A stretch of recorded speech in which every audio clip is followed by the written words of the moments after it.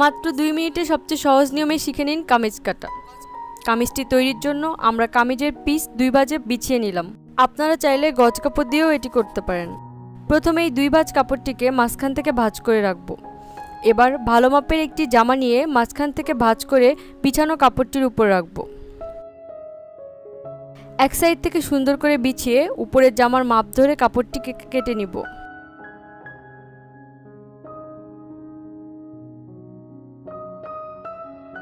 মনে রাখতে হবে সেলাইয়ের পরের বাড়তি কাপড়ের জন্য জামার মাপের 1 ইঞ্চি বাড়িয়ে কাটতে হবে।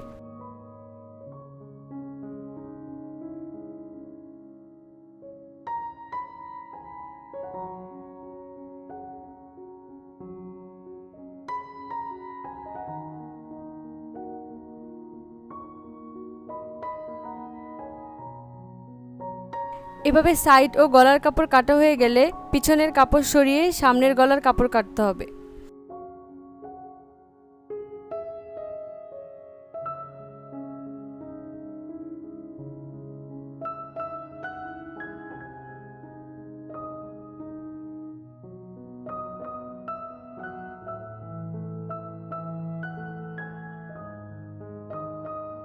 মূল জামা কাটা হয়ে গেলে হাতা কাটার পালা।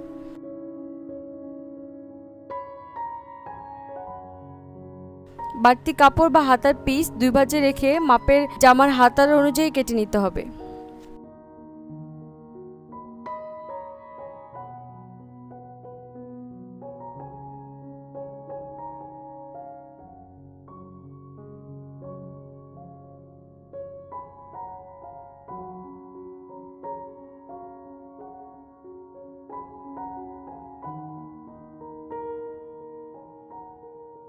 আর্মহোলটা এভাবে বাঁকা করে কেটে নিয়ে উপরের 2 পার্টে এভাবে তালপাট কেটে নিব।